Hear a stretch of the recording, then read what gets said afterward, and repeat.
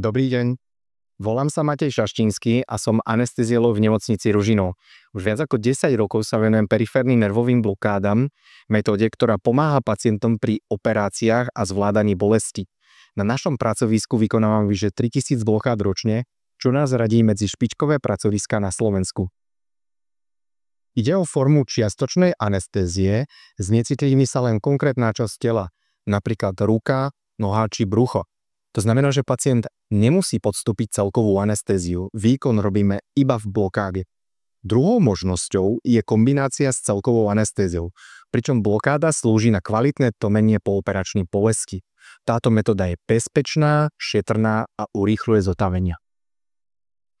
Anesteziológ pomocou ultrazvuku presne vyhľadá nervy a podá lokálne anestetikum, aby účinne znecitlivil oblasť zákroku. Pacient môže byť pri vedomí, alebo môže dostať lieky na uvoľnenie. Blokáda vie tlmiť bolesť aj 24 hodín, skracuje dobu hospitalizácie a umožňuje rýchlejší návrat do normálneho života. Pacient po operácii v blokáde môže prakticky ihneď jesť a piť.